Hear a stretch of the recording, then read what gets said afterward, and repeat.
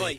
And just as you started to make your big advance with the milkshake and that little donut in hand, I was like, nah, I can't even know you look grand. But you look sharp there, smiling hard, suggesting and gleaming away with your hearty looking tan. But I admit the next bit was Spanish, my plan. You walked towards my path, but you just brushed right past and into the arms of that fucking white shirted man.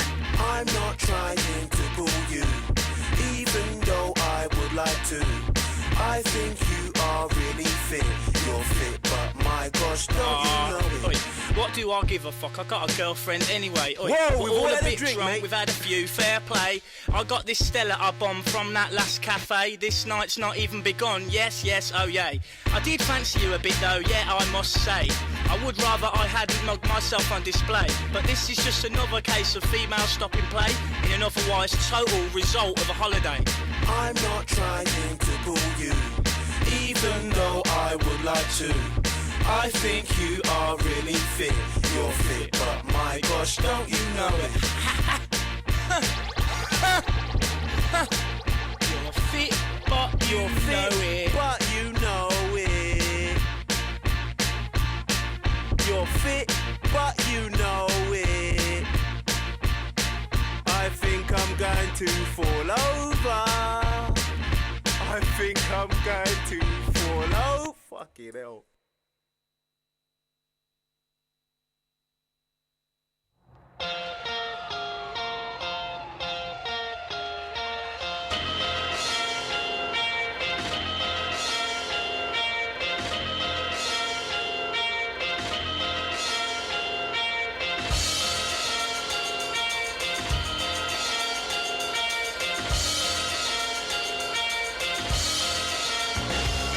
Sophisticated queen, see how you're supposed to ask me. It's just a ceremony. The one that's going to take it to the top of the key. Introducing myself, MC Lisa. The laugh and the past, superb in every word. Super female rapping is the best you've heard. Lisa Lee is known to be the people's choice. Big parties rocking with the sensual funky. No one can see the queen walking. I'm not super, I'm just incognito. I make the fellas sweat because I keep their bodies hot. It's a woman's world. You got to give it what you got. And I'm sure party people and I'm ready to rock. And if you wanna be, you got to give it up. The fellas in the house won't steal your rush. You got to give it up. I leave it alone. So get ready for this. Get ready for this. Party people in the house, get ready. Bonjour à tous, on commence. Bienvenue à la Gaieté Lyrique pour cette Up conférence. On salue aussi les internautes qui nous regardent puisque cet événement est diffusé en streaming. Un grand merci à la Gaieté Lyrique. Merci beaucoup Jérôme de nous accueillir ici, donc les Up conférences pour la première fois à la Gaieté Lyrique. On est ravis parce qu'on a envie de faire plein de choses avec les équipes de la Gaieté Lyrique, de Saint-Thio aussi. On salue Steven Hearn qui n'est pas là je crois, mais grâce à qui aussi on est là ce soir. Je vais vous dire un petit mot sur les Up conférences, sur nos partenaires. Avant ça, on va juste diffuser un tout petit film qui vous explique très vite ce qu'est le concept des Up conférences.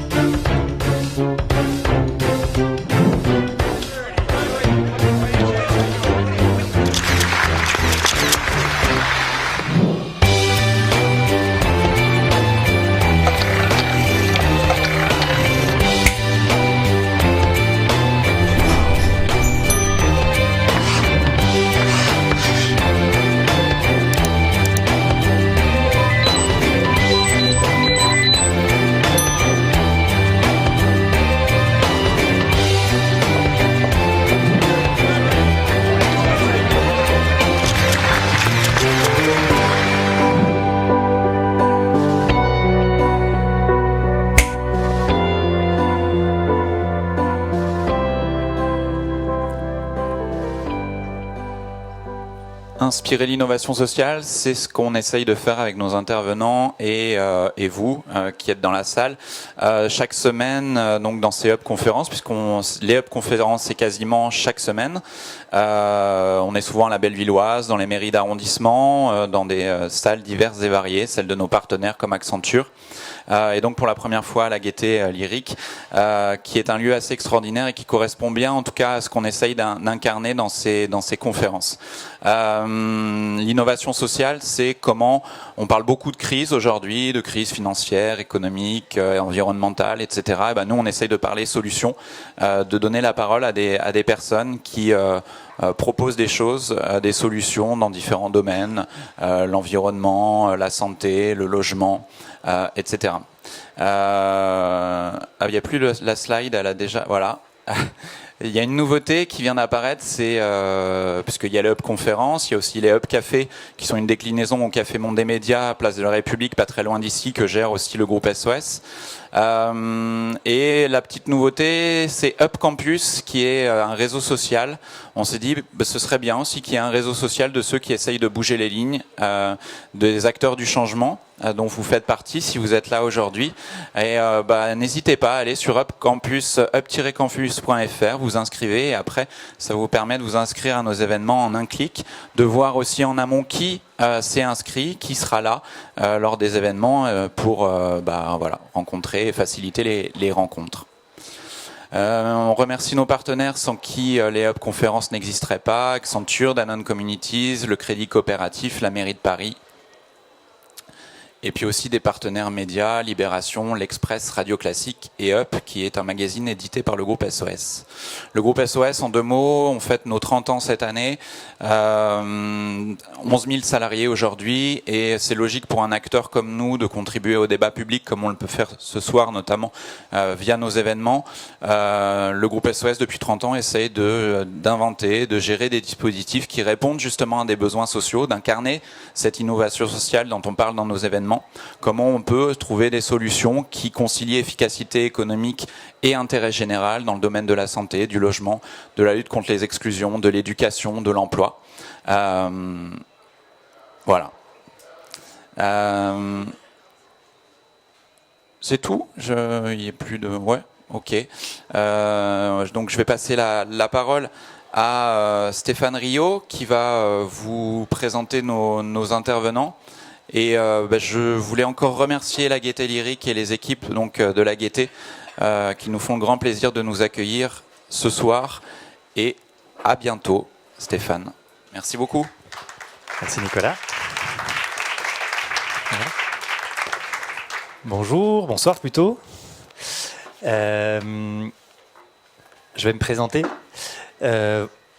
Dans quelques minutes. Vous êtes d'abord chaleureusement invité à réactiver la sonnerie de votre téléphone à la fin de la conférence. Et donc on commence par un premier nudge, typiquement, pour vous mettre dans le bain, puisque c'est la notion qu'on va aborder ce soir. C'est le thème de cette soirée, ne changez rien, on vous change pour vous. Et donc, voilà, c'est la soirée qui vous est proposée par Hub Conférence ce soir. Parce que est-ce que vous savez qu'il est possible de changer les comportements sans passer nécessairement par la prescription, la coercition, la réglementation. Et ça, on peut le faire grâce au nudge. Donc c'est un langage un petit peu scientifico-comportemental qui veut dire en gros coup de pouce pour organiser les choix d'un individu sans le forcer. Vraiment, mais en utilisant les normes sociales ou ses réflexes naturels, ses inclinaisons naturelles. Ça a été, j'allais dire, découvert, ou en tout cas facilité en termes de compréhension par Robert Thaler et Carl Sunstein, qui sont respectivement économistes et philosophes, Richard Thaler, pardon, qui ont coécrit cet ouvrage que je vous invite à lire, qui s'appelle Nudge, la méthode douce pour inspirer la bonne décision, qui a été édité aux États-Unis en 2008 et traduit en français dès 2010. On en est à la 2e édition. Donc ils ont appelé ça, sous la forme de l'oxymore dont on parlera, de paternalisme libertaire, pour vraiment désigner une méthode qui définit comment vraiment on peut de manière modérée, souple et non envahissante, vraiment, ne rien interdire, ni restreindre les options d'une personne dans son comportement, mais l'inviter à un comportement vertueux. En gros, les nudges pourraient bien révolutionner l'approche de la gouvernance publique, privée, de nos comportements, et offrir vraiment la possibilité de changer de manière profonde les comportements. Et il pourrait tout simplement proposer une autre forme de société, de comportement interpersonnel, de comportement individuel, bref, de comportement citoyen. Et donc c'est pour ça qu'on est là ce soir pour en parler. On a une petite heure et après on aura des moments d'échange. Je souhaiterais qu'on échange finalement très courtement tous les deux et qu'on ait beaucoup plus de place pour l'échange. N'hésitez pas à tweeter, donc vous pouvez utiliser votre portable quand même, et tweeter avec le hashtag qui est derrière nous, UpConf, toute la soirée. Donc je me présente donc, je m'appelle Stéphane Rio, je suis le fondateur de Novetera, qui est un collectif d'experts et de chercheurs sur les nouveaux business models émergents, donc cette nouvelle forme d'économie, économie collaborative, économie de fonctionnalité, économie circulaire, économie comportementale aussi. On va notamment aborder ce sujet-là ce soir. Mais j'ai la chance d'être accompagné par Eric Singler à mes côtés. Donc, qui est vraiment sur tous les fronts de l'innovation en matière de marketing, de management pour les entreprises. Eric, on va se tutoyer parce qu'on se connaît par ailleurs. Tu es directeur général du groupe BVA, qui est un institut d'études et d'opinion bien connu. Qui est coprésident du club Neurosciences et Marketing. Tu as travaillé pendant près de 25 ans dans le domaine du marketing, de la grande consommation. Tu as notamment travaillé chez Yoplait et gravi tous les échelons. Tes principaux clients, c'est plutôt les grandes sociétés agroalimentaires et cosmétiques. Et donc au sein du groupe des BVA, tu as vraiment élargi ton champ d'action. En tout cas, tu t'es intéressé à ces nouvelles formes d'innovation, marketing et de comportement de société, de consommation. Tu as été un des premiers en France à t'intéresser au nudge, donc cette méthode d'incitation innovante qui nous vient donc des États-Unis. On va en parler pourquoi c'est plutôt embryonnaire en France. Et tu as créé un département transversal l'année dernière au sein de BVA qui s'appelle BVA Nudge Unit, que tu animes, qui est dédié à ce fameux coup de pouce vers, entre autres, coup de pouce social pour organiser les choix d'un individu. Donc tu es passionné de behavioral economics, donc c'est de l'économie comportementale en français, et tu es en train de créer vraiment des émules, ou en tout cas tenter de faire en sorte que la notion de nudge et d'économie comportementale puisse être intégrée dans la pensée économique, voire académique en France. Et pour cela, tu vas sortir d'ici le mois d'octobre 2014 un ouvrage qui va s'appeler Winning at Behavioral Change. Donc tu es encore en train de réfléchir au titre en français. En gros, c'est comment réussir à changer les comportements. Voilà, en octobre 2014 chez Pearson. C'est ça ? Très bien. Et donc, pour aussi orienter engager cette discussion, on a fait appel à vous par un sondage avec la question: pour que les citoyens adoptent des comportements plus responsables, il faut en priorité. Et donc les réponses sont venues et les toutes dernières sont arrivées dans l'après-midi. Donc pour 9% d'entre vous, les imposer par la contrainte légale. Pour 39%, récompenser les comportements vertueux. Et donc la majorité indiquait que vraiment pour adopter des comportements plus responsables, il faut accroître le travail de sensibilisation et de pédagogie pour plus de la moitié d'entre vous. Et qu'est-ce que tu penses de ça, toi, Eric? Est-ce que les nudges sont là-dedans, ou est-ce qu'ils y sont, ou ailleurs, ou c'est un autre modèle que ceux-là ici présents? Bon, bonsoir à tous. Avant de répondre, je vais essayer juste de redire quelque chose que tu as déjà souligné et qui me paraît très important, c'est de débattre. Donc je vais essayer de vous raconter ce que je pense du nudge, d'abord ce que c'est et ce que j'en pense, mais surtout je pense que ce qui serait intéressant, c'est que vous réagissiez. Je ne doute pas que vous le fassiez, parce qu'en fait c'est un sujet qui peut être assez polémique, donc vous aurez des questions et des questions d'éthique qui sont très importantes sur ce cas de figure. Alors si je reviens au sondage, le résultat est assez politiquement correct. Oui, on va informer, on va faire de la pédagogie. La loi, c'est pas toujours très bien vu, donc je suis pas étonné qu'il y ait 9%. Récompenser les comportements vertueux, pourquoi pas. Alors ce qui est sûr, c'est qu'il n'y a pas le nudge ici. En gros, c'est simple, quand vous êtes dans les pouvoirs publics, un décisionnaire, vous avez 3 moyens d'action pour faire changer les comportements, parce que objectivement, le gouvernement, quel qu'il soit, cherche à nous orienter dans nos comportements. à faire en sorte qu'on économise plus pour sa retraite, à faire en sorte qu'on se forme, à faire en sorte qu'on tienne compte des intérêts, je dirais, supérieurs de la planète, et ainsi de suite. Donc en fait, il y a 3 moyens. Un moyen, c'est simple, c'est la loi. J'impose interdiction de fumer dans les lieux publics. Deuxième moyen, je joue les incitations financières. En gros, c'est je mets des taxes ou je subventionne. Donc, j'incite les gens ou les collectivités à se comporter d'une certaine manière. Et troisième moyen, j'informe. Donc, le deuxième, ça pourrait être les taxes que je mets sur la cigarette. Et le troisième, pour continuer sur cet exemple-là, fumez-tu sur les paquets. Donc, j'informe et je laisse le citoyen décider de son comportement. Le nudge, il va jouer sur une 4e arme potentielle. Il va essayer d'orienter, et la théorie du nudge assume pleinement qu'il y a un comportement actuel qu'on veut changer et un comportement souhaitable vers lequel on veut orienter les gens. Mais le deuxième élément qui est très important, c'est qu'on laisse la liberté. Donc on va créer ce qu'on appelle des architectures de choix. On reviendra pour essayer d'être très concret sur des exemples de nudge. Au final, c'est souvent des petits trucs. On a l'impression que ce sont des anecdotes, mais ces anecdotes, elles peuvent provoquer des changements qui sont fondamentaux. Parce qu'ils vont, l'architecture de choix va se fonder sur une compréhension réelle des moteurs, des bases décisionnelles, de la manière dont on prend nos décisions. Donc si vous avez bien compris comment les gens prennent leurs décisions, à ce moment-là, vous allez pouvoir faire des architectures de choix qui modifient le comportement des gens sans essayer ni de les convaincre, ni de les contraindre.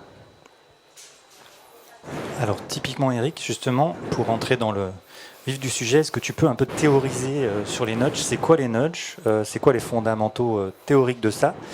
Et qu'est-ce qui a amené toute cette réflexion notamment, et pourquoi c'est arrivé jusqu'à des réflexions sur le marketing, sur le comportemental, et comment ça c'est inspiré ou inspirant de l'économie de l'économie comportementale? Alors en fait le nudge c'est vraiment la pointe d'un iceberg. Cet iceberg, c'est la behavioral economics. La behavioral economics, c'est un courant qui est né aux États-Unis dans les années 60, dans la foulée des travaux d'un prix Nobel d'économie qui s'appelle Herbert Simon, qui a publié dans les années 50. Et Herbert Simon s'intéressait à la décision économique d'une manière générale. Et les théories dominantes sont très simples. L'homme est rationnel. Il traite de l'information, il soupèse cette information en considérant qu'il y a des avantages et des inconvénients, on appelle ça coût-bénéfice, de chacune des options, et je choisirai, en théorie, l'option qui maximise mon intérêt. Intérêt vu de manière très égoïste. C'est pas l'intérêt des autres, c'est pas l'intérêt de la planète, c'est mon intérêt à moi, à partir de préférences stables et d'objectifs qui sont bien déterminés. Donc, un être rationnel est censé agir comme ça. Simon a commencé à dire non, ça c'est pas vrai, pour une bonne raison, et ça s'appelle la théorie de la rationalité limitée. On peut pas agir comme ça parce qu'on n'a pas la puissance d'un ordinateur, parce qu'on n'a pas la puissance de traitement, parce qu'on n'a pas le temps à passer sur chacune des décisions. Il y a une étude de la Duke University qui dit que juste dans l'alimentaire, on prend en gros 200 décisions par jour. Donc si on commence à penser à chacune de ces décisions, on est très mal. Donc Herbert Simon a dit en gros, nous sommes des animaux limités dans notre rationalité. À partir de ces travaux un peu de démarrage, 2 professeurs américains d'origine israélienne, qui s'appellent Daniel Kahneman et Amos Tversky, ont commencé à travailler sur cette base-là en disant « Tiens, il a raison, nous sommes limités, mais est-ce qu'on n'est que limités ?» Et ils ont commencé à faire tout un tas de petites expériences, ils ont appelé ça les anomalies par rapport à la théorie de l'homme rationnel, en commençant à dire « Tiens, c'est bizarre, quand on met les gens face à cette décision-là, on s'aperçoit qu'ils peuvent être agis par l'intérêt des autres, par la réciprocité, par leur émotion, par l'environnement du choix. Et petit à petit, en multipliant les expériences qui montraient à quel point nous ne sommes pas des êtres rationnels, ils ont commencé à se dire, peut-être que la théorie de l'homme rationnel, elle n'a pas simplement des exceptions, elle est globalement fausse. Donc ça a été des travaux qui ont été ensuite repris par un certain nombre d'autres économistes américains, beaucoup des psychologues, en disant, il y a des règles. Et ce qui est très important à comprendre, on a commencé à parler d'irrationalité, c'est que nous ne sommes pas irrationnels, nous sommes prévisiblement, et c'est le bouquin d'Ariely, je ne sais pas si vous connaissez Dan Ariely, il faut absolument lire Dan Ariely. C'est un prof de Behavioral Economics qui a 45 ans, qui est à la Duke University. Il a écrit un bouquin qui s'appelle Predictably Irrational, et en français ça s'appelle C'est vraiment moi qui décide, point d'interrogation. Et pourquoi son bouquin est bien? Parce qu'il est très marrant en plus. Donc il vous présente tout un tas d'expériences, mais il les présente de manière fun. Et en fait, ce que Ariely dit et qui est fondamental, c'est en gros, nous sommes systématiquement irrationnels, c'est-à-dire que nous avons des biais qu'on reproduit un peu systématiquement.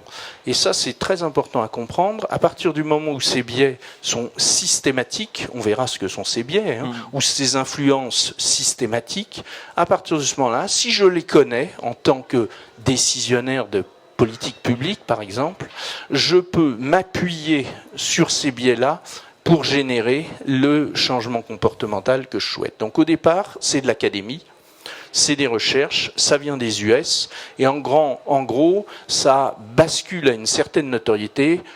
Pendant 30 ans, c'est les académiques américains parlent aux académiques américains, c'est 30 personnes qui sont tous profs, que personne ne connaît et qui se bagarrent un peu entre eux, qui se considèrent comme des rebelles, en disant « je me bats contre la théorie traditionnelle ». Et en 2002, l'un d'entre eux, le père fondateur, Daniel Kahneman, obtient le prix Nobel d'économie. C'est le premier psychologue à obtenir le prix Nobel d'économie pour ses travaux sur la décision.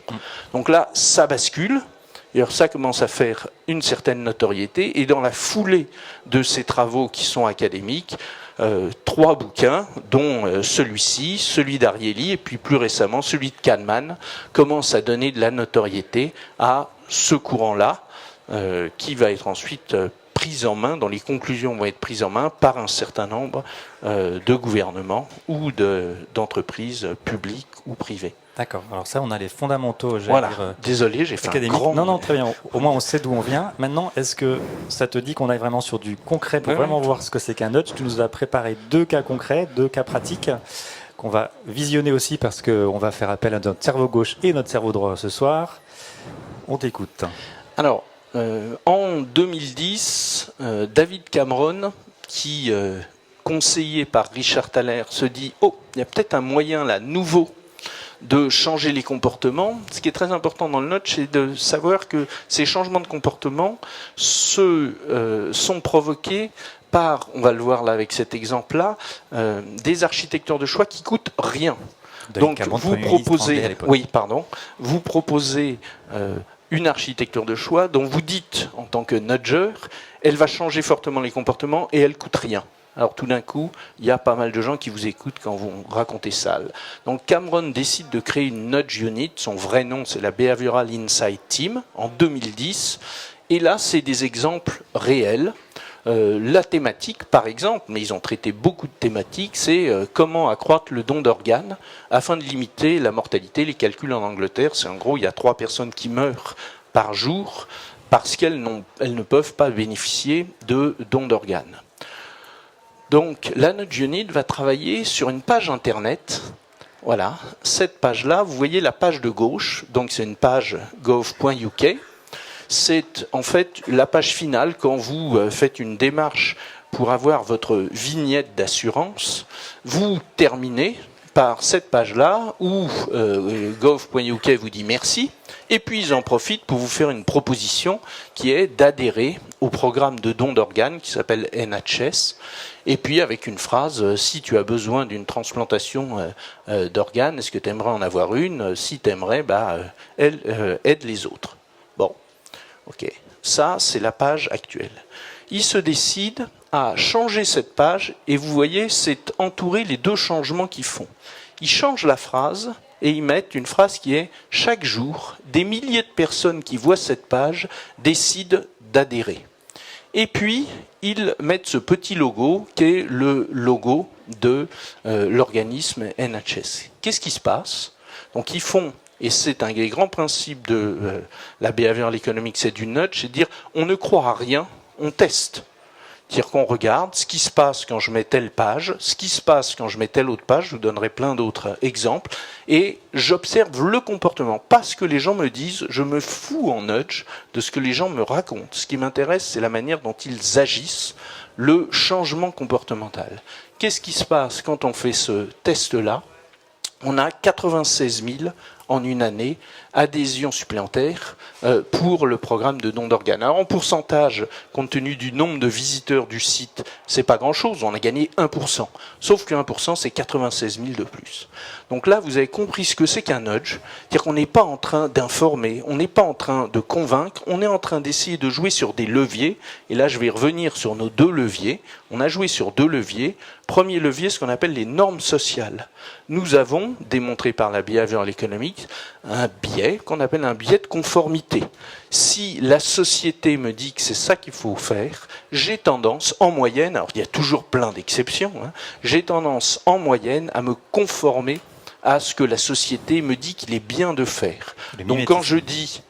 Oui, c'est un peu plus que du mimétisme, c'est une volonté d'appartenance et de montrer son appartenance au groupe dès lors qu'on me dit quel est le comportement qu'il est bien que j'adopte. Là, tout d'un coup, on me dit il y a des milliers de personnes qui voient ça et qui adhèrent. Donc je me dis mais pourquoi pas moi? Tout d'un coup, je suis plus une exception, je rentre dans ces fameux milliers de personnes. Et on me dit surtout pas c'est 2%. On dit il y a des milliers, ça fait effet. Et donc ça s'appelle le poids des normes sociales, et c'est une de ces fameuses influences. Le deuxième, ce qu'on appelle la science, nous sommes assaillis d'informations à tout moment.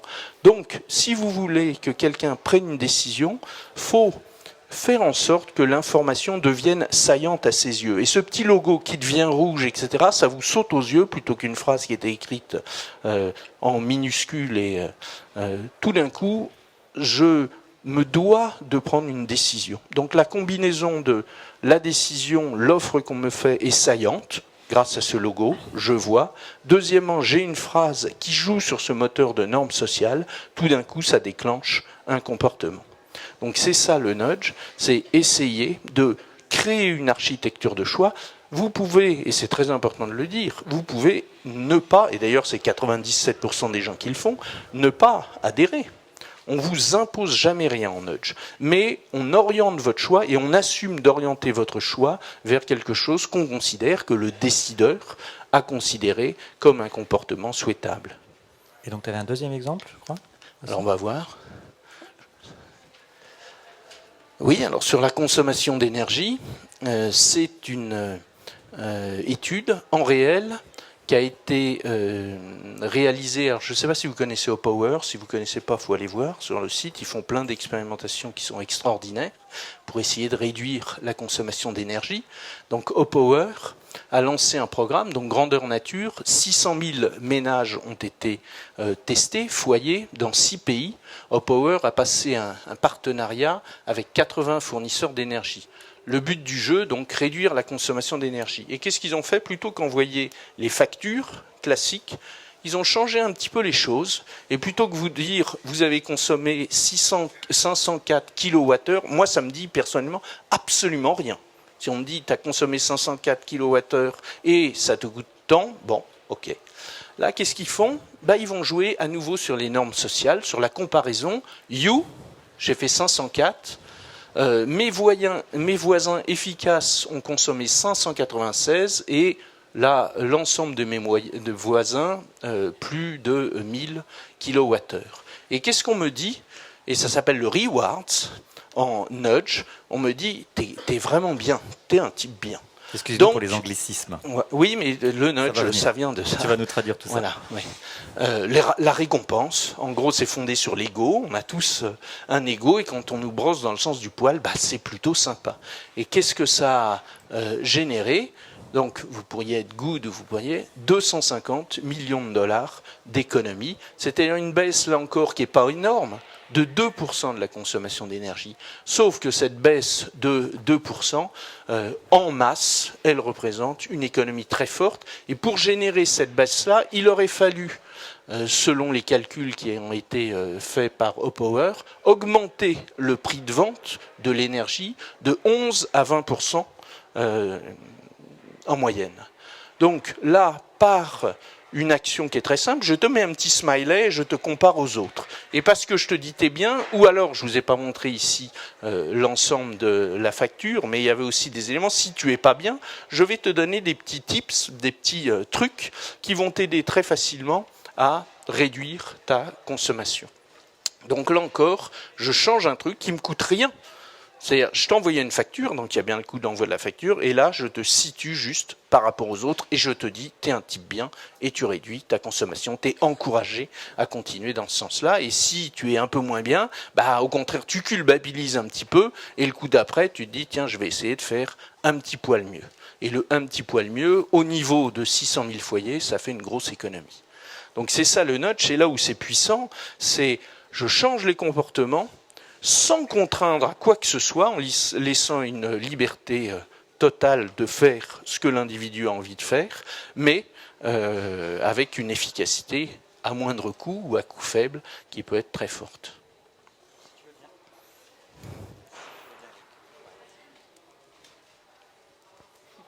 Plus de piles ? Je viens de le prendre en attendant que ça reparte. Si tu veux bien, ce serait bien que tu l'aies aussi un pour toi. Je vous propose d'aller encore un peu plus dans les détails parce qu'il y a des typologies de nudge. Donc typiquement l'idée c'était aussi de vous expliciter tout cela. Tu as parlé de deux types de nudge. Donc il y a la comparaison sociale, c'est-à-dire ces nudges qui permettent justement par mimétisme de se sentir dans un sentiment d'appartenance à un groupe. Donc on a d'autres exemples. Par exemple, bon, on a beaucoup d'exemples américain, mais tu vas nous expliquer ce que tu es en train de mijoter avec les institutions françaises et on s'en réjouit. Par exemple, en Californie, à La Verne, il y a une note qui a été, La Verne qui est une ville californienne, il y a une note qui a été apposée à la porte de 120 maisons pour informer les foyers du nombre de voisins justement qui participaient au recyclage des ordures ménagères et de la quantité recyclée. Donc résultat, ça a augmenté de 19%, donc d'une vingtaine de pourcents, le tri sélectif, ou en tout cas la récupération des ordures ménagères. Et ce qui est intéressant à savoir, c'est que même un mois après la fin de cette opération, le comportement continuait à être vertueux. Donc ça, c'est un premier nudge dans la typologie de la comparaison sociale, le sentiment d'appartenance. Un deuxième qui est intéressant aussi, c'est en Californie encore, il y a 300 foyers en Californie à qui on a proposé d'utiliser plutôt le ventilateur plutôt que le climatiseur, parce que ça consommait beaucoup moins d'énergie, et on leur a donné 4 types d'informations. Les premiers avaient l'information comme quoi, avec le ventilateur, vous économisez $54 par an. Deuxième groupe de personnes dans ces 300 foyers, on leur a dit vous êtes moins impactant en termes de CO2, c'est-à-dire vous êtes moins impactant en termes d'impact climatique.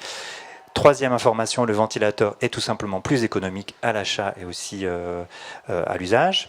Et le quatrième information, c'est le choix le plus populaire dans votre communauté. Et c'est ce quatrième choix, donc d'appartenance typiquement à une communauté, qui a permis de réduire, donc qui a permis à cette population qui a reçu ce dernier message-là de réduire de 10% la consommation énergétique. Donc encore un autre exemple.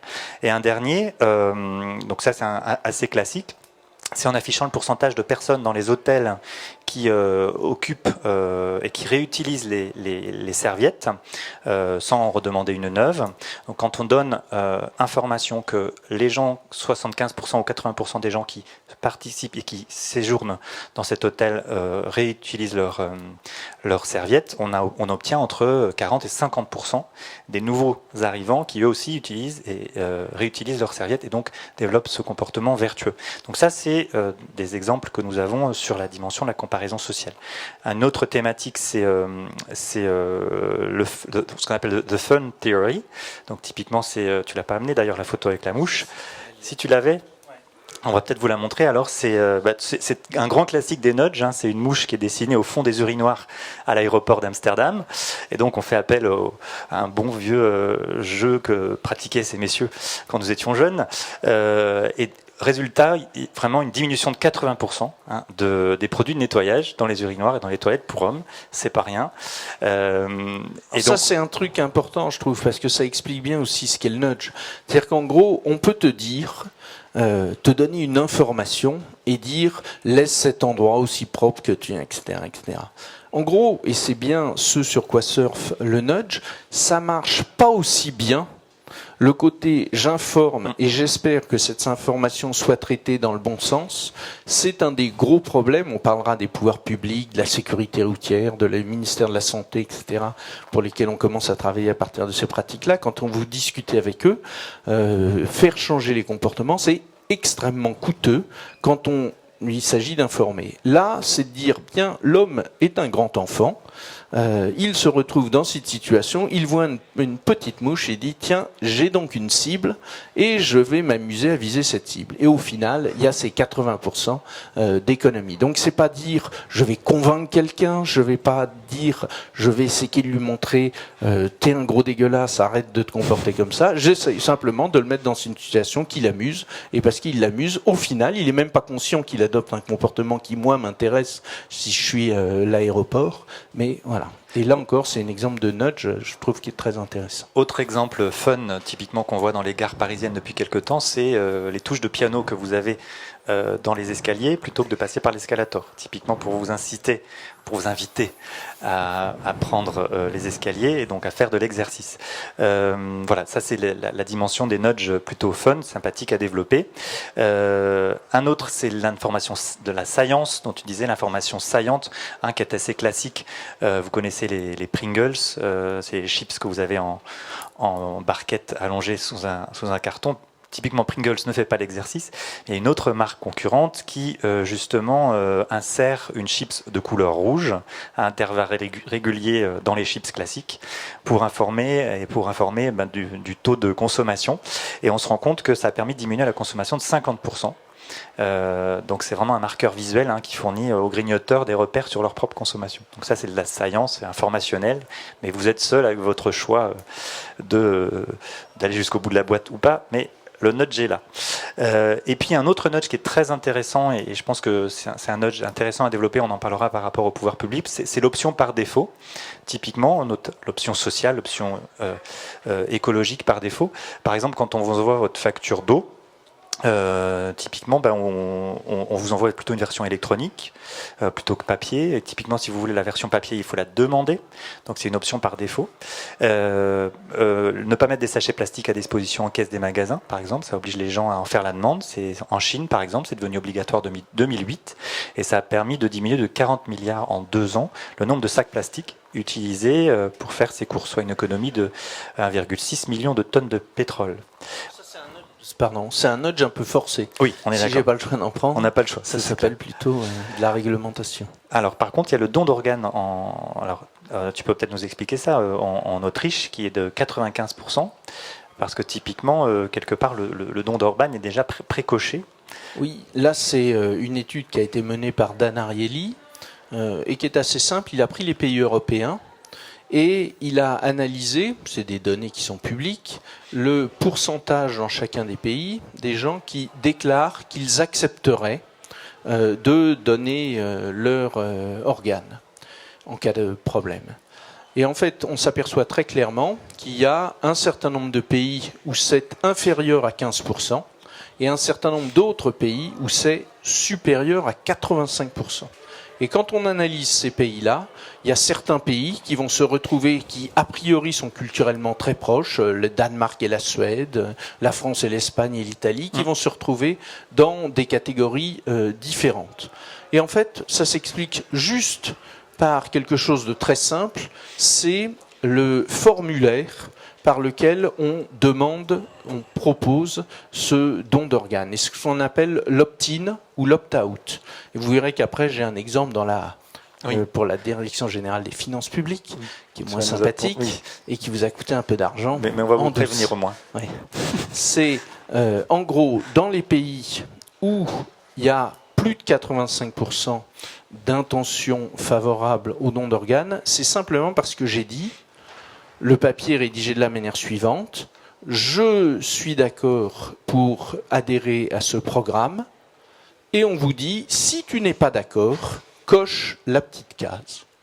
Et dans les pays, à l'inverse, où il y a très peu de gens, moins de 15%, qui déclarent vouloir adhérer, c'est l'inverse. Je ne veux pas adhérer, et si tu veux adhérer, coche la petite case. Donc alors que c'est un choix qu'on pourrait considérer comme totalement fondamental, est-ce que je veux ou pas, en cas d'accident, donner mes organes, on s'aperçoit que je suis capable de faire basculer totalement une population juste parce que ma formulation, elle est « je te propose de le faire, et si tu veux sortir, tu as la possibilité, mais c'est ça que je te propose », ou l'inverse. Donc c'est ça qu'on appelle des architectures de choix, c'est ça qu'on appelle des politiques par défaut. Et là encore, les études de la Behavioral Economics ont prouvé, vous pouvez décocher ou cocher si vous voulez, mais ont prouvé que vous avez quand même tendance, surtout quand vous n'êtes pas certain de vous, à suivre ce qui est spontanément proposé et pas à aller décocher. Ça joue aussi beaucoup sur l'inertie comportementale, Voilà. typiquement. Oui. Alors, tu peux peut-être nous raconter ce détail croustillant Oui, pour la alors redevance la télévisuelle. Direction générale des finances publiques a décidé d'appliquer ce nudge sur quelque chose que vous avez sans doute bien vu. C'est comme c'était très surprenant, jusqu'à il y a 3 ans, 45% des Français avaient une télévision, si l'on croit leur déclaration de revenus, puisqu'on leur demandait de cocher une petite case pour payer la redevance audiovisuelle. C'était très surprenant pour les pouvoirs publics. Donc on leur a dit, mais changez donc, et dites plutôt, tu as une télé, si tu n'as pas une télé, coche la petite case. Et à ce moment-là, comme par hasard, le double de Français, l'année suivante, s'est retrouvé à avoir une télé. Pourquoi ? Parce qu'il est beaucoup plus simple de gentiment tricher en disant « Oh, je ne l'ai pas vu cette information, j'ai oublié de cocher cette case », et plus compliqué de tricher un peu ouvertement, c'est-à-dire en cochant la case « Je n'ai pas de télé ». Donc voilà juste un petit changement qui a généré pour les pouvoirs publics un gain assez significatif et qui leur a coûté 0. Alors il y a même un autre exemple du ministère des Finances britannique qui a envoyé une lettre de relance aux 10% de foyers fiscaux en retard sur les paiements de l'impôt, avec une simple mention qui disait 9 personnes sur 10 payent leurs impôts à l'heure. Et donc ça a permis de récupérer environ 3,5 millions d'euros sur une année. Donc sur une petite ville. Hein. Voilà, c'est pas négligeable. Donc typiquement les pouvoirs publics et les nudges, en Grande-Bretagne depuis 2010, donc cette fameuse nudge unit, en 2009 avec la nudge squad qui a été 2013. La nudge squad l'année dernière d'Obama. Barack Obama, Ouais, c'est ça. 2013. Alors, tu peux peut-être nous en parler un petit peu. Oui, alors presque off the record, la nudge squad, Obama connaît bien la behavioral economics parce qu'il l'a utilisée dans sa campagne électorale de 2008, où il avait une batterie de behavioral economistes, dont Richard Thaler, pour, alors là, orienter autre chose, qui est orienter le vote et promouvoir le vote républicain. Donc, comme il a vu une certaine efficacité parmi plein d'autres choses, ne serait-ce que son programme et sa stature, informé de ça, il a décidé de nommer le co-auteur dans un premier temps de ce bouquin, qui s'appelle Kassenstein, qui est un prof de Harvard, prof de droit au départ, nommé directeur de l'Office de régulation aux États-Unis en 2010. Et Sunstein était chargé de revoir l'ensemble des législations américaines pour voir dans quelle mesure on peut les rendre plus efficaces. Et ça a été suffisamment efficace pour qu'en 2013, Obama décide de créer lui aussi une nudge squad qui est dirigée par une américaine qui s'appelle Mira Shanker. Ça date de l'été dernier, hein, donc c'est assez récent. Mais les pouvoirs publics ont bien compris que faire changer les comportements sans aucun coût ou un coût mineur, puisqu'il s'agit souvent de problèmes de reformulation, ça valait vraiment le coup d'essayer. Alors, on voit que typiquement dans les pays anglo-saxons, c'est un sujet, je dirais, stratégique fondamental, même pour les politiques publiques et politiques incitatives citoyennes même. la Commission européenne s'est aussi penchée sur le sujet en organisant un colloque sur l'économie comportementale, qui est cette théorie à la base des nudges. En France, et je vous invite à la télécharger en ligne, il y a une note d'analyse en mars 2011 par le Centre d'analyse stratégique sur les nudges verts, ces fameux nudges écologiques, ou ces éco-nudges, je ne sais pas bien comment on va appeler ça, sous l'impulsion d'Olivier Houllier, qui est professeur à l'université Aix-Marseille et expert en psychologie, neurosciences et systèmes complexes, et Sarah Sonneron. Et puis, il n'y a pas beaucoup de changements depuis 2011. Typiquement, elle est absolument passionnante, cette étude, sur les nouveaux types d'incitation à créer des comportements vertueux, écologiques, par les citoyens, pour les citoyens, mettre typiquement les gens en action dans le respect de l'environnement, des normes sociales. Donc, il y a ces fameux exemples dans les hôtels et sur l'économie d'eau, le recyclage des ordures, les économies d'énergie. Est-ce que tu peux nous expliquer pourquoi le nudge n'est pas nécessairement soluble dans le comportement, dans la culture française ou dans tout simplement les exercices ou les pratiques académiques de notre pays? Alors, il y a des faits très basiques et puis une histoire un peu particulière. Alors, les faits très basiques, c'est tout simple, c'est l'ensemble des expérimentations et l'ensemble des chercheurs en behavioral economics sont américains ou anglais.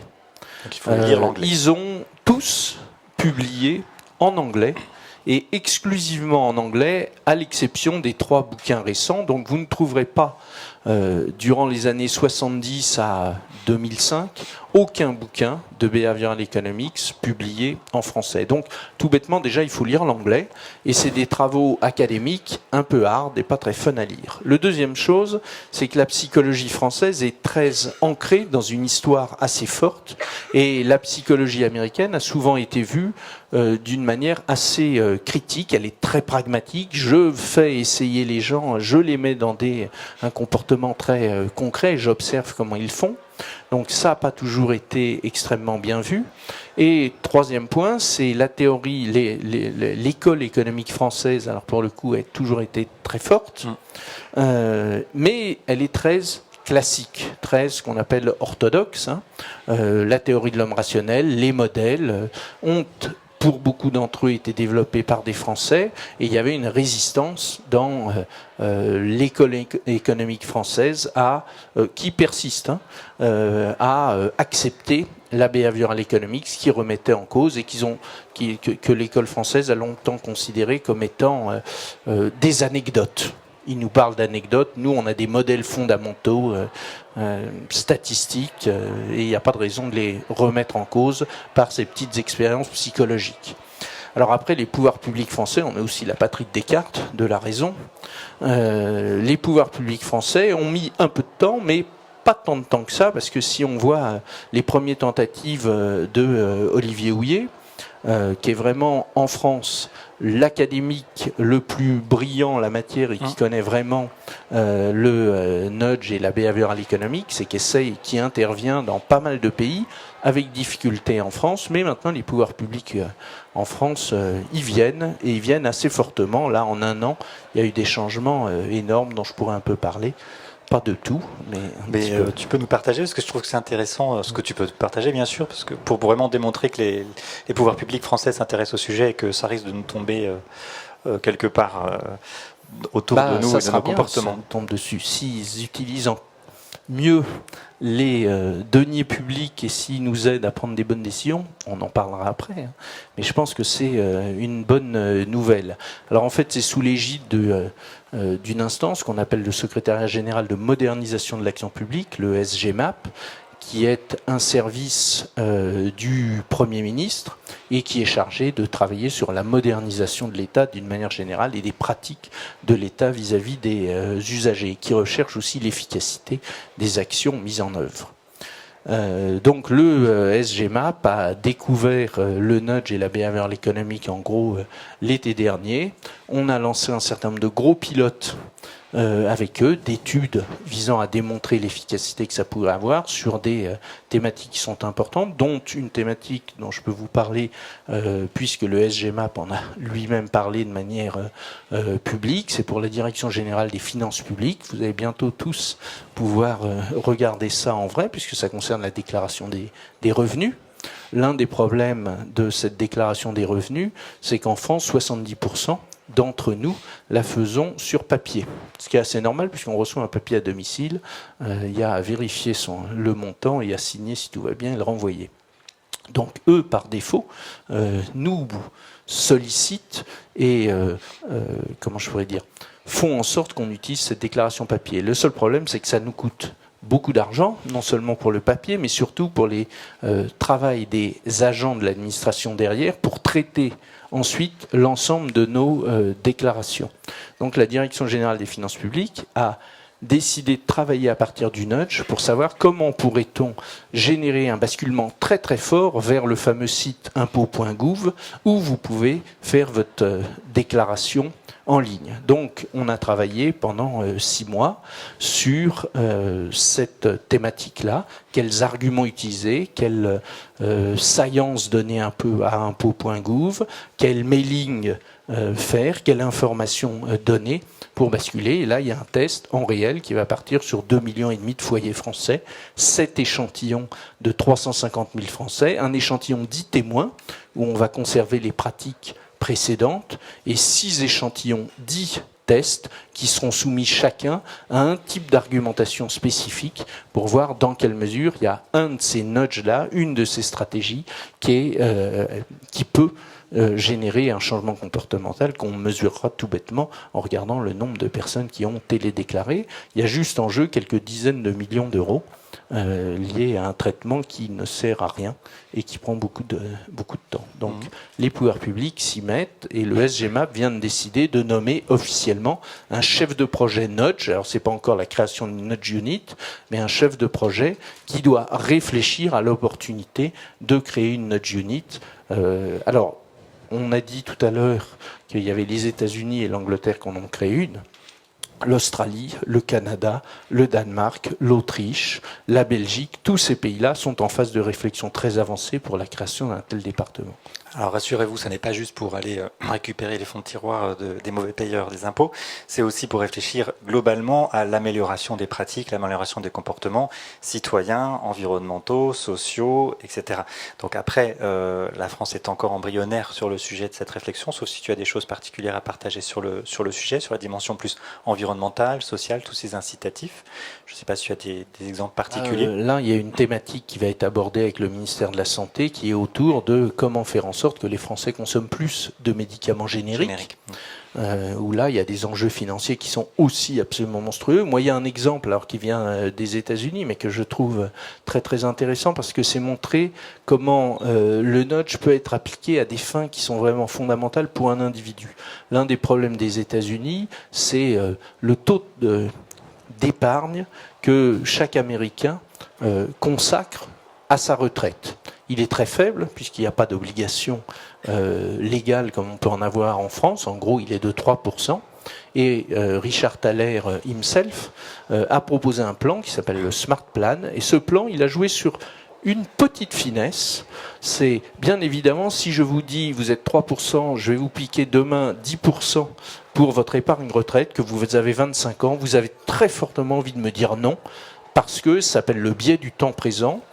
On a beaucoup de mal à faire un effort tout de suite maintenant, même pour un grand avantage plus tard. Donc en gros, on reste sur des comportements qui sont pour nous-mêmes un problème et on aura, c'est le cas des Américains, des problèmes de taux d'épargne lors de la retraite. Qu'est-ce qu'il a fait? Il a dit, je vous propose d'épargner plus lors de votre prochaine augmentation de salaire. Donc là, les gens ont dit OK, 80% d'entre eux ont dit OK, il n'y a pas de problème. Je rentre dans ce plan qui était un plan pour 3 ans. Au bout des 3 ans, ils étaient 78% à être toujours dans le plan. Et le taux d'épargne chez ces gens-là est passé de 3% à 11,5%.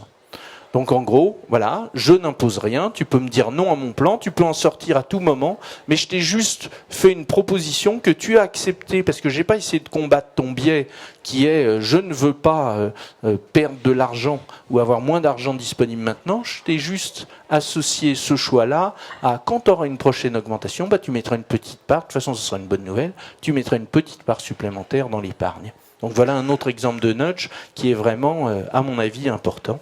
Maintenant, c'est 47 millions d'Américains qui ont ce plan-là.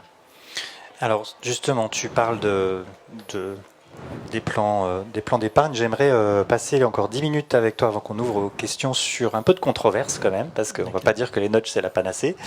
J'aimerais bien qu'on aborde le sujet des entreprises et des nudges. On se doute bien que le sujet, c'est un sujet qui éminemment intéresse les marques et donc forcément des gens qui s'adressent à toi pour réfléchir à leur ambition de marketing ou comment travailler sur le comportemental ou le behavioral, le comportement des consommateurs, stricto sensu. Et donc, est-ce que tu as des exemples à nous partager, tant qu'à faire des exemples positifs pour montrer que les entreprises s'intéressent aussi au nudge de manière qualitative pour aussi améliorer leur responsabilité sociale de l'entreprise. Typiquement, on a des exemples d'acteurs de distribution de la grande consommation, de la distribution alimentaire, qui font aussi des nudges sur du packaging, de l'information packaging pour indiquer de l'information sur la provenance des produits, sur la made in France ou bio, etc. Donc ça, c'est des nudges intéressants. Est-ce que tu peux nous partager un petit peu la tendance des entreprises sur le sujet des nudges, comment les entreprises s'approprient le sujet? Alors, premièrement, elles ne sont pas plus avancées qu'elles sont même plutôt un peu moins, de mon point de vue, avancées que les pouvoirs publics. C'est-à-dire qu'elles aussi découvrent cette nouvelle approche. Alors, l'une des plus grosses entreprises mondiales de grande consommation qui est toujours très très en avance, c'est Procter & Gamble, a décidé de créer à Cincinnati une équipe en charge de essayer de comprendre comment, à leur profit, on pourrait utiliser la démarche nudge. Alors ce qui est important, et là je vais essayer de ne pas avoir de langue de bois, à mon avis, là il y a des questions. Quand vous êtes jeune chef de produit, je l'ai été, votre ambition en marketing, c'est de faire croître votre marque, parce que si vous faites croître votre marque, vous allez vous-même progresser rapidement dans l'entreprise. Et là, le juge de paix de cette progression, c'est est-ce que la gestion de ta marque se passe bien. Ça peut amener à des comportements et un usage de la behavioral economics, mais du marketing d'une manière générale, qui est un usage qui ne cherche pas à faire en gros le bien du consommateur, mais cherche à faire en sorte que je vende plus. Alors après, en contrepoids de ça, et je pense qu'il y a les deux qui existent simultanément. En contrepoids de ça, j'ai eu l'occasion de parler de nudge à des boards de grandes entreprises, alors celle-là je ne citerai pas, de grandes entreprises internationales d'alimentaire, où là, les grands responsables de cette entreprise et d'autres ont pleinement la conscience que réussir demain en tant qu'entreprise, c'est faire en sorte que les consommateurs soient absolument persuadés que ce que les produits de l'entreprise proposent, c'est vraiment, entre guillemets, un partenariat. C'est-à-dire, si les consommateurs ont confiance en moi, parce qu'ils ont raison d'avoir confiance en moi, parce que je prends en main leur santé, leur plaisir, etc., à ce moment-là, je vais être durablement performant. Et quand vous montez au fur et à mesure dans la hiérarchie, ce sont des gens extrêmement responsables et qui se disent, oui, si je veux que ma société vive dans 10, 20, 30 ans et performe durablement, j'ai intérêt, même cyniquement, au-delà de la morale, j'ai intérêt à créer des vraies relations de confiance. Et donc, comme on est dans une société qui est de plus en plus ouverte, où l'information est de plus en plus partagée, je dois utiliser de manière éthique ces logiques-là et les logiques de marketing d'une manière générale. Mais il y a des conflits qui peuvent survenir. Là, je veux bien rebondir sur ce que tu dis par rapport à ce qu'on a développé avec Anne-Sophie dans la co-révolution pour la dimension co-créative, c'est-à-dire typiquement, c'est des nudges qui se développent dans la relation que peut avoir une marque avec ses parties prenantes, donc ses clients, ses fournisseurs, ses sous-traitants, dans une démarche collaborative et participative. Et donc là, pour le coup, c'est pas vraiment du nudge, mais c'est quand même une considération qui est plus en équivalence plutôt qu'en mode top-down, comme on a l'habitude de le penser en marketing. Donc ça peut aussi donner des sensations qu'on va plutôt dans le bon sens. Même chose sur l'innovation participative à l'intérieur des organisations, qui est de l'incitation à co-créer, à être en mode, je dirais, de partage de la performance, de l'innovation et de la créativité. Et donc c'est aussi du behavioral en management à l'intérieur de l'organisation, qui sont des nudges aussi intéressants. Je voudrais continuer d'aller encore un peu plus dans la controverse avec toi. Pour les 5 dernières minutes, t'en fais pas, ça fait pas mal. Ça va pas durer trop longtemps. Est-ce que typiquement les nudges, c'est pas oui, de la manip, quoi, soyons clairs. Tu vois, Stein disait l'homo economicus des manuels d'économie ne possède ni le cerveau d'Einstein, ni les capacités de mémorisation de Big Blue d'IBM, ni la volonté de Mahatma Gandhi en termes de valeur et d'engagement. Donc en gros, on est plus proche d'Homer Simpson que de Superman. Donc, et comme Homer, on agit un peu en cerveau limbique, cerveau reptilien, ou par instinct ou par émotion. Donc est-ce qu'on n'est pas dans la manip, tout simplement? Alors, j'ai plusieurs réponses par rapport à ça. Un, c'est oui, un espèce de grand, énorme oui. C'est totalement assumé. Je commençais par ça. On considère en nudge qu'il y a un comportement actuel que l'on veut changer. Par exemple, je veux faire en sorte que les Américains ne restent pas avec ce 3% de taux d'épargne et épargnent plus pour leur bien-être à eux-mêmes, ou je veux faire en sorte qu'ils fassent des économies d'énergie, qu'ils arrêtent de moins de consommer, etc. Donc c'est de la manipulation totalement assumée. Il y a un comportement A que je veux changer et je veux aller vers un comportement B qui est le comportement dit souhaitable. Alors à mon avis, la question compliquée derrière ça, dès lors que j'ai dit oui c'est de la manipulation assumée, qui est qui définit le comportement souhaitable. Et là, ça pose pas mal de questions, puisqu'effectivement, on veut générer un comportement, qu'on assume de changer ce comportement, mais qu'il y a bien quelqu'un qui décide d'un comportement souhaitable. Alors Thaler a une réponse, moi, qui me convient pas mal. Il dit c'est simple, j'assume de provoquer ce changement comportemental dès lors que si je posais la question, ce qu'on appelle la décision éclairée à quelqu'un, je vais essayer de te faire comporter de telle manière que tu auras plus de sous pour ta retraite. Moi, s'il pouvait un peu m'aider à perdre un tout petit peu, je serais pas contre. À faire plus d'exercices, je serais pas contre, etc. C'est-à-dire que dans quelle mesure, si on posait la question aux gens, les gens seraient OK ou pas d'être manipulés dans un certain sens. Très bien. Alors, même chose, autre exemple, autre controverse, typiquement... Quand on est en dimension plus neurologique, quand on pense en mode comportement, l'action elle se forge vraiment dans une dimension positive et constructive. Donc c'est typiquement le cerveau limbique et de rétribution. Donc le positif quelque part est un gain. Mais quand on a l'information que par exemple on dit en économisant l'énergie vous allez gagner 300 € par an, c'est une information positive. Mais le mouvement et l'action ne se fait que si on vous dit si vous ne conservez pas l'énergie, vous allez perdre 300 € par an. Et c'est là où les gens bougent.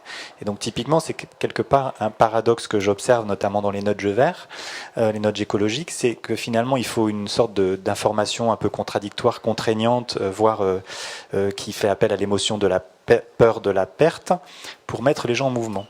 Et donc c'est quelque part un peu paradoxal par rapport à un engagement de valeurs écologiques profond qui n'a pas nécessairement besoin de contraintes pour se mettre soi-même en action. Donc est-ce que tu as éventuellement quelque chose à dire par rapport à ça? En tout cas moi j'ai un souci par rapport à ça, que finalement les nudges est un peu contradictoire parce que ça incite pas les consommateurs typiquement à réfléchir à leur façon, à leur manière de consommer. Ça les met pas nécessairement en responsabilité, ça les infantilise presque quelque part on pourrait dire. Donc voilà, je voulais voir comment tu réagissais par rapport à ça. C'est mon point de vue. Hein. Oui, mais c'est un point de vue intéressant. Alors c'est un des grands débats entre... Alors ce qu'il faut savoir, c'est que les behavioral economists se veulent être des grands combattants, je dirais, à la fois en faveur de la planète et en faveur des individus. Eux, ils considèrent que véritablement, le combat, il est là et qu'il va falloir être plus efficace. Et ce qu'ils racontent, et qui moi m'intéresse pas mal aussi, c'est de dire en aucun cas c'est une méthode qui vient en remplacement, par exemple, de l'information. C'est une méthode qui vient en complément. Continuons à informer. Le débat, il s'appelle éducation ou nudge, educating or nudging. Et la réponse est educating and nudging. C'est-à-dire, continuons à éduquer, mais éduquer, c'est compliqué. Il faut convaincre, il faut avoir de l'argent pour communiquer, etc. Et parallèlement à ça, on peut jouer sur d'autres mécaniques qui se fondent sur la compréhension de ce qui nous agit. Alors, ce qui nous agit, c'est les émotions, ce qui nous agit, c'est les normes sociales, ce qui nous agit, c'est ces espèces de biais, par exemple, ce qu'ils appellent l'aversion à la perte, hein, à laquelle tu fais référence, et quel driver je peux utiliser de telle manière que j'accélère le changement comportemental. Dans toutes nos enquêtes, si je reprends une casquette sondeur, hein, dans toutes nos enquêtes, tout le monde dit « je veux sauver la planète ». Et puis quand on observe un peu les comportements, c'est une autre histoire. Donc ce qui nous intéresse en nudge, c'est, encore une fois, pas que les gens nous disent « j'ai l'intention de », mais comment on fait en sorte qu'ils passent de « j'ai l'intention de » à « je fais », et qu'on l'observe. J'agis en conscience aussi de manière réflexive. Merci Eric. En tout cas, tout de suite, j'aimerais qu'on ouvre l'espace de partage pour que vous puissiez réagir, contester, revendiquer, complémenter. C'est le moment. Monsieur, alors on a un micro volant, on m'a dit. C'est plus une réaction comme ça, à brûle pour point. Jean-François Tchernien, donc je suis dans les sondages depuis pas mal d'années. Il me semble que c'est pas vraiment nouveau de s'intéresser ni au comportement, ni aux normes sociales, ni à toutes ces choses-là. Alors, si c'est vraiment ça la base des nudges, je me dis, je vois pas ce qu'il y a vraiment de nouveau. Donc j'aimerais bien que vous précisiez un petit peu ce point-là. Oui. C'est vrai, c'est une critique assez classique que j'ai eue chez BVA dans le département Cali. On dit, normes sociales, ça fait juste 50 ans qu'on en parle, que les mots et les intentions sont différents du comportement, qu'il faut plutôt faire de l'ethno plutôt que demander aux gens, etc. Oui, si on reste un petit peu à la surface des choses, quand on rentre beaucoup plus dans le détail, il y a eu une identification de, en gros, 120 biais heuristiques utilisés qui, à mon sens, ont mis en scène des leviers qui sont extrêmement puissants et pas connus et qu'on peut utiliser maintenant de manière systématique. Moi, il y a des exemples que j'aime bien, ce qu'ils appellent le priming. Le priming, on met quelque chose dans la tête à un moment donné et j'agis en fonction de ce quelque chose, même si ça n'a aucun rapport. Donc, comment mettons quelque chose dans la tête? Ils essayent de l'expliquer. Et comment ça peut faire en sorte qu'on se comporte de manière différente. C'est des leviers, c'est une systématisation qui est moins sur les normes sociales, ça compte. Mais par exemple, la loss aversion, je ne l'avais pas lu avant que Kahneman en parle, c'est-à-dire en gros de l'aversion au risque. Nous, on vient d'utiliser un nudge qui a très très bien marché pour le service d'information du gouvernement sur une campagne dont je ne peux pas encore parler, juste en disant un truc négatif plutôt qu'un argument plutôt positif, où en gros tous nos interlocuteurs étaient non, il faut utiliser la manière positive. On l'inverse, donc c'est une logique, c'est une mécanique, c'est une systématisation qu'a apporté Kahneman. Alors tout n'est pas nouveau, les normes sociales, c'est sûr que c'est pas nouveau, mais c'est à quel point en changeant un petit élément, je provoque des changements très différents. Utiliser les rewards, c'est de l'exécution du nudge. C'est comment je passe de la théorie à l'exécution et comment je fais en sorte que tout ça soit actif. Merci. Est-ce qu'il y a d'autres questions par rapport à ça? N'hésitez pas. Mademoiselle? Merci. Non, moi c'est plus au niveau, donc ça, vous arrivez à changer le comportement, enfin les nudges arrivent à changer le comportement d'un certain nombre de personnes. Est-ce qu'il y a eu des analyses pour voir quelles sont les personnes réticentes justement, à quel moment est-ce que ça s'essouffle et enfin les limites en fait. Alors, comme c'est fondé sur des comportements humains, on les retrouve, il y a eu des études en Inde, en Chine, aux États-Unis, en Angleterre, maintenant en France, et les leviers, ils sont globaux. Après, ça ne veut pas dire que l'exécution, la manière de proposer va être identique, mais le fait que nous sommes fondamentalement émotionnels, le fait que les normes sociales jouent, c'est vrai un peu partout. Donc les leviers sont vrais, ils peuvent être plus ou moins forts. Ce qui est important aussi, et c'est pour ça que l'un des grands conseils d'Ariely, qui m'intéresse en plus, vous aussi en tant que testeur, c'est il dit ne croyez pas vos intuitions, tester, expérimenter, donc très bien. Mais à un moment, ce qu'il faut trouver, c'est quel est le bon levier par rapport à une situation particulière et un comportement particulier qu'on veut changer. C'est pour ça que nous, systématiquement, on commence par des études de type ethno, c'est-à-dire essayer de comprendre comment les gens dans la vraie vie sont scotchés par rapport à un comportement, et comment éventuellement ceux qui ont adopté le comportement qu'on cherche à faire adopter, qu'est-ce qui les a fait basculer, mais pas uniquement dans ce qu'ils déclarent, pas uniquement en observant. Il y a en gros la behavioral economics dit il y a ce que je pense qui va m'agir, il y a les normes sociales, et il y a un troisième facteur qui est très compliqué pour les gens à expliquer, c'est l'environnement du choix. Par exemple, on a démontré que ce qui fait dans les bars anglais, la consommation de bière, c'est ni votre soif, ni l'heure, ni le fait. C'est juste la taille des verres. Et c'est vrai dans les pop-corn aux États-Unis, c'est vrai dans tout un tas de choses. En gros, quand on est dans des espèces de comportements de routine, on va jusqu'au bout, que ce soit de la bière, que ce soit du pop-corn. Il y a eu des études magnifiques de Sunstein sur la taille des assiettes. Si je mets des tailles des assiettes grandes avec la même quantité ou petite, je vais avoir un sentiment de satiété qui est très différent. Je peux, sur les cantines scolaires, mettre des fruits et légumes en saillance et qui vont générer des comportements de choix des élèves, même petits, qui sont beaucoup plus bénéfiques pour eux, pour leur santé.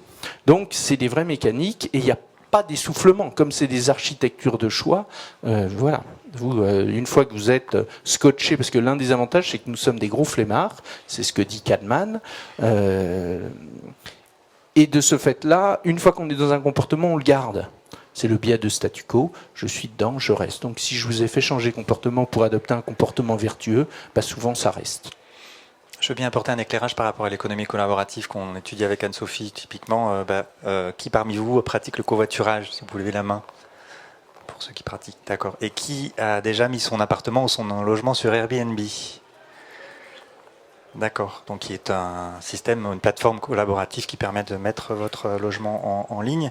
Et donc, on se rend compte, on a fait des études de behavioral sur l'économie collaborative, c'est-à-dire que les gens qui font une première expérience de collaboratif, donc dans lequel il y a la notion de confiance qui s'est installée, donc première bonne expérience, ont tendance à aller encore plus loin derrière, c'est-à-dire d'aller jusqu'à après avoir fait du covoiturage, quasiment lâcher leur voiture, la mettre en ligne et la mettre à disposition de quelqu'un d'autre, voire leur appartement sur Airbnb, etc.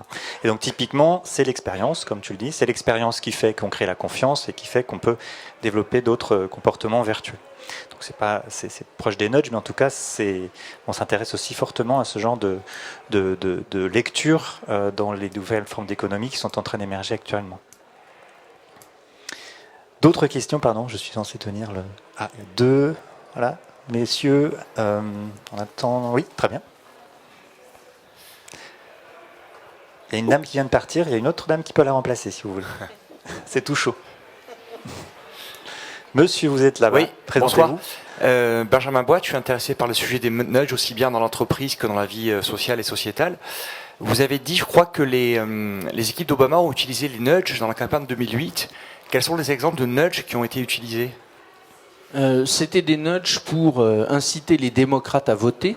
Ouais. Donc en fait ils appellent ça le mapping. Aux États-Unis, alors nous on y a pensé pour la France, mais ça marche pas du tout en France. Pourquoi? Parce qu'en fait aux États-Unis il y a beaucoup d'élections, le bureau de vote change à chaque fois et les horaires d'ouverture du bureau de vote changent à chaque fois. Ce que la behavioral economics a montré, c'est en gros quand je me projette dans un comportement, tiens je vais voter, ça sera à telle heure, j'irai par tel chemin, je prendrai ma voiture, etc. Ça incite fortement à se comporter. Et donc Obama a envoyé à ses électeurs, vous savez qu'aux États-Unis on se déclare quand on s'inscrit, on se déclare démocrate ou républicain et que les listes sont à disposition des candidats. Donc en fait, il a envoyé une espèce de carte de où est le bureau de vote, de poser la question de la personne. Quand c'est des histoires comme ça, c'est des changements de ce type-là. Monsieur au fond. Ah, il y a un monsieur juste derrière moi. Très courte, c'est bien. Bon. Oui, merci beaucoup. Je voudrais savoir si on peut utiliser les nudges dans les formulaires pour le crowdfunding. Pour le crowdfunding, oui. Est-ce qu'on peut les utiliser dans les formulaires? Oui, bien sûr. Après, ce qu'il faut, c'est bien évidemment, là, en crowdfunding, on va chercher à convaincre les gens, c'est quelle mécanique est la plus intéressante. Alors après, il faut réfléchir ensemble. Il faut dire, parmi la Nudge Unit anglaise, c'est disponible sur Internet, a publié un doc qui est très intéressant, qui s'appelle Mindspace. Et Mindspace, c'est l'ensemble des principaux leviers que vous trouvez qui peuvent être utilisés en nudge. Donc après, il faut connaître le comportement que vous souhaitez générer, regarder ces leviers décrits dans Mindspace, dans ce bouquin qui est très intéressant, et voir dans quelle mesure il faut l'appliquer. Alors après, ça marche pas à tous les coups, c'est compliqué, il y a plein de papiers qui montrent à quel point tout ce que la Nudge Unit anglaise ou les Américains ou les chercheurs publient, c'est quand ça a marché, on se doute qu'il y en a énormément qui n'ont pas marché. Et donc dont on ne parlera jamais. Donc c'est pas garanti du tout à tout coup. Il faut bien comprendre une situation, bien comprendre un comportement pour voir sur quel levier on peut jouer. Et pour le crowdfunding spécifiquement, il y a aussi une lecture à avoir qui est la double lecture émotionnelle, c'est-à-dire est-ce que le projet me touche ? Et donc est-ce que je vais avoir envie d'y contribuer ? Et il y a le deal aussi, c'est-à-dire que si je contribue, qu'est-ce que je reçois en retour ? Et ça, c'est aussi c'est pour ça qu'il y a des campagnes de crowdfunding qui ne fonctionnent pas, parce que justement, il n'y a pas de cet espace de donnant-donnant qui, typiquement, dans les nudges, est important d'avoir ce retour par rapport au comportement que je vais avoir. Monsieur derrière moi, c'est à vous. Excusez-moi, oui, aujourd'hui on est en train d'entrer dans l'ère, on est déjà entré d'ailleurs dans l'ère du big data, avec l'open data. Est-ce que le fait que nous soyons dans cette ère peut être un plus justement pour avoir de plus en plus de chercheurs, des indépendants, peut-être non pas des sociétés internationales, d'études d'opinion, et qu'il va y avoir de plus en plus de pôles à l'international qui vont se développer justement parce que tout le monde aujourd'hui a accès à ce big data? Oui, alors moi je pense que le big data c'est un sujet énorme pour beaucoup de sociétés, y compris les sociétés d'études. C'est une source d'information qui est gratuite, qui est énorme, qui est mondiale. Après, il faut essayer de ne pas être noyé par cette source d'information qui est souvent comportementale, où il y a sans doute beaucoup d'expériences qu'on peut mener dans toute partie du monde. Donc je pense que oui, moi le big data me paraît être un champ d'expérimentation qui sera très intéressant parce que la donnée est gratuite. Après, vous faites allusion à l'open science d'une manière générale, c'est-à-dire on partage et il y a beaucoup de gens, de jeunes, qui sont de plus en plus sur faisons en sorte que les recherches scientifiques soient partagées, soient gratuites, ce qui pose des questions de modèle économique des revues scientifiques, mais de plus en plus, Célia, je pense que tu connais, oui. Travaille beaucoup là-dessus. Ah oui.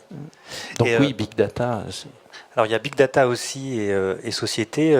Typiquement, il y a des réflexions précises sur les nudges en ce moment, sur les architectures des nudges du futur, notamment avec l'information qu'on peut avoir en temps réel sur les flux de transport pour limiter ou en tout cas encourager les comportements vertueux pendant des périodes de pic de pollution, par exemple, comme celle qu'on a connue, mais également la répartition des flux de transport en commun ou de l'incitation à prendre des transports en commun sur certains tronçons de ville dans des moments de bouchons ou de difficultés de trafic.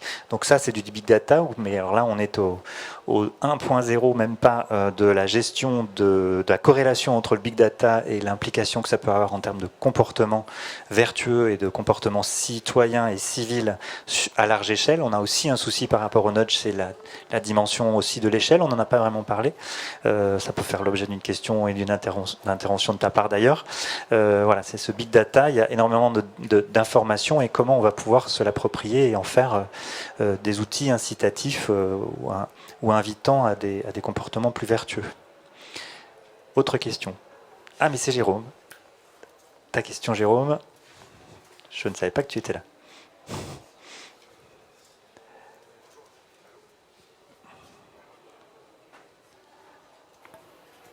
Fallait juste allumer le micro. Donc, Jérôme Lotte, cofondateur de la plateforme Koum.org. Il y a un sujet d'actualité qui est le rapport du GIEC qui a été publié ce week-end.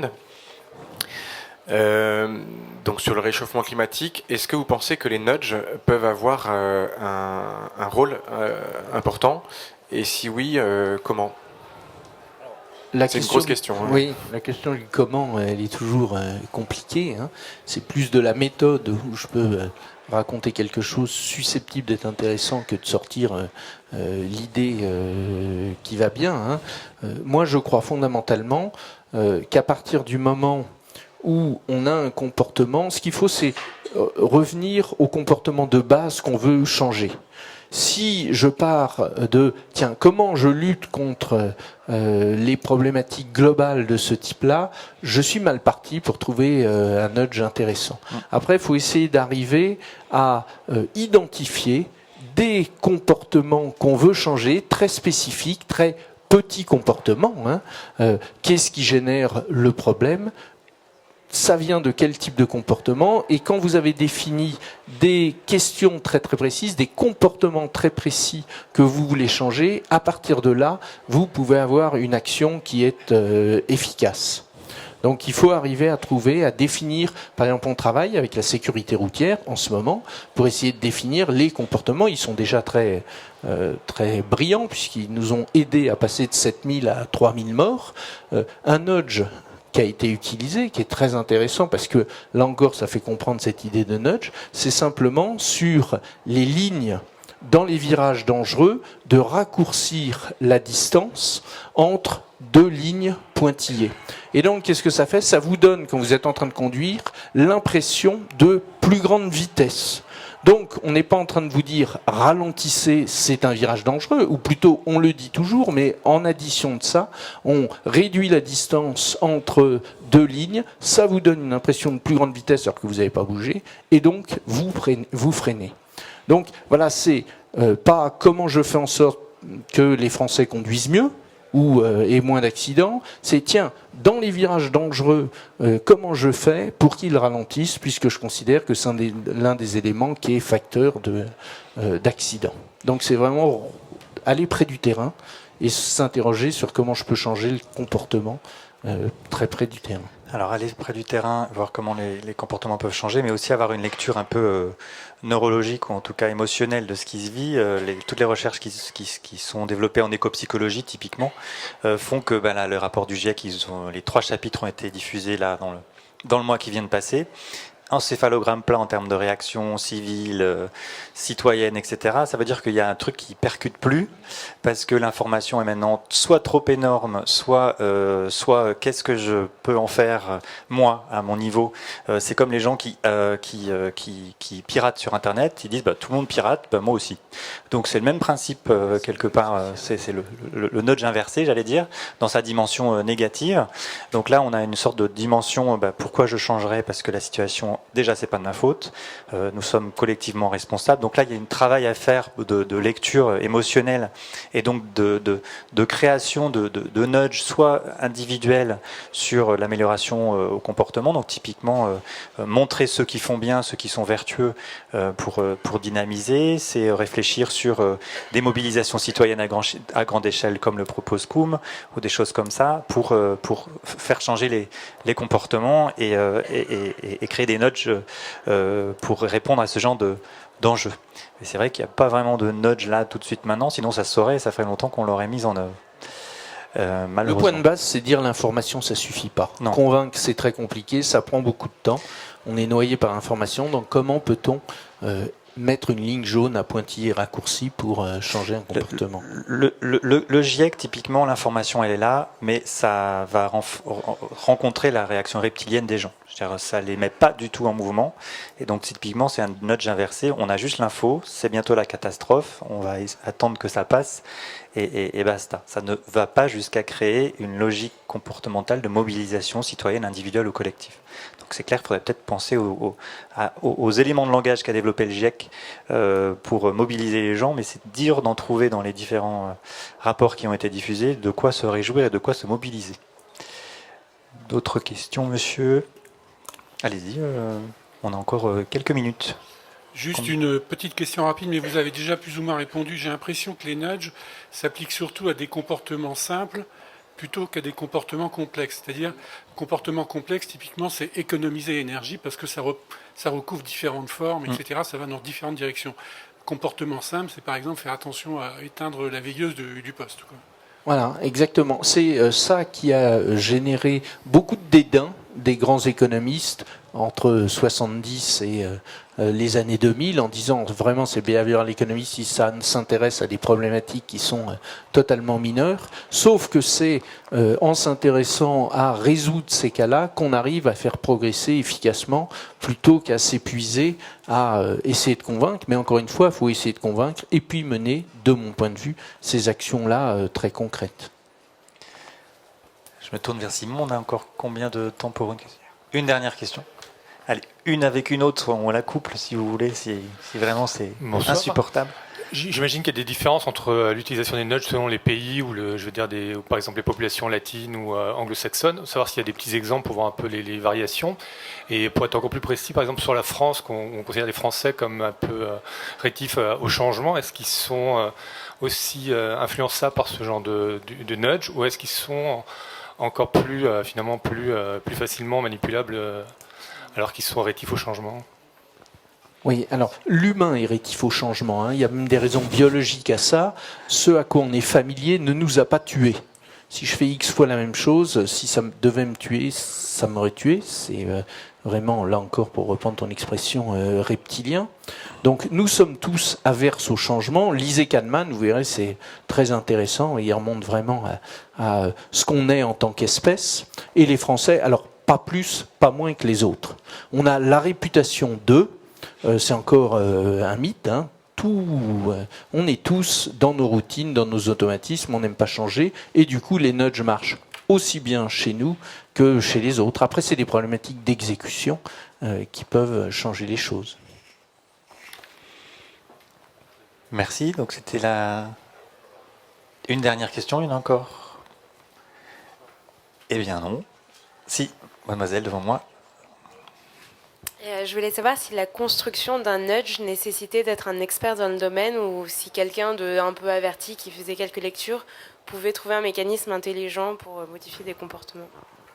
Alors, dans le nudge, il y a plein de bon sens, hein. Oui, c'est ce que j'allais dire.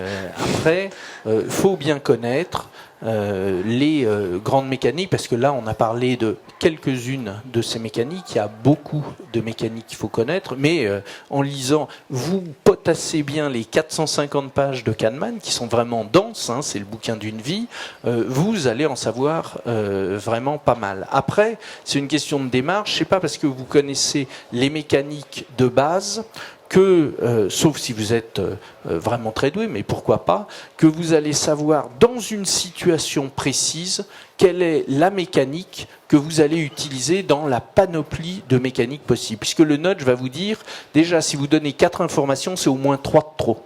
Donc, quel levier je vais utiliser? Là, quand on a vu nos petits exemples, la mouche, il y en a une. La phrase internet sur le site uk.gov, c'est juste de dire il y a des milliers de personnes, donc ils ont choisi norme sociale, ils auraient pu choisir autre chose. C'est là où c'est difficile, parce que certains nudges, par exemple, moi, une expérimentation qui m'a pas mal plu et averti sur les dangers du nudge.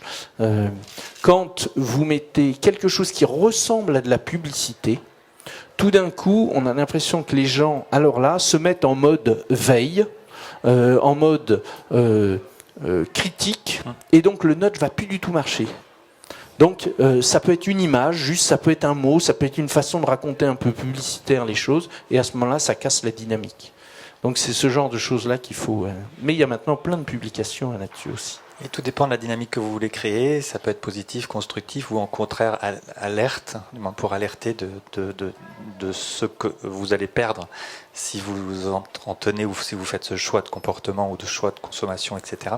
Donc c'est vrai que j'avais envie de dire c'est du BSP, hein, c'est du bon sens paysan, mais aussi de la créativité et tant qu'à faire, proposer différents types de nudges et les tester. Il faut faire des crash tests avec les nudges, il faut voir si ça marche et il faut les tester dans différentes configurations, différents espaces-temps, et ça c'est aussi beaucoup de créativité.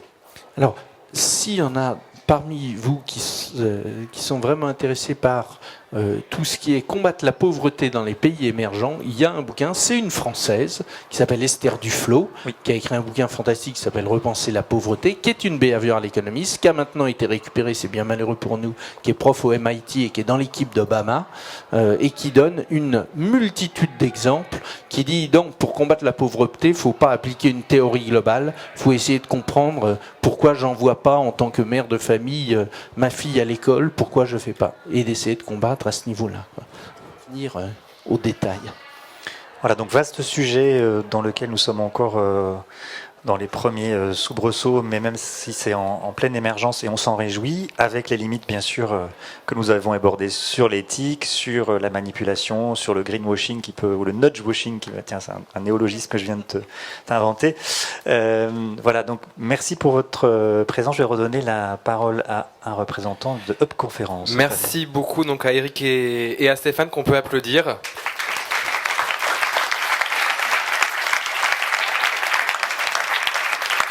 Remercier encore une fois la Gaieté Lyrique pour son accueil et puis remercier encore une fois les partenaires des Hub Conférences et puis vous donner rendez-vous le 6 mai à la Bellevilloise pour un side event dans le cadre du WeShare Fest. Donc on parlait d'économie collaborative et donc on fera un side event le 6 mai à la Bellevilloise. Pour toutes les informations et vous inscrire, c'est www.hub-conférence.fr et puis n'oubliez pas également de vous inscrire à la communauté hub-campus.fr. Merci à tous, bonne soirée et à bientôt.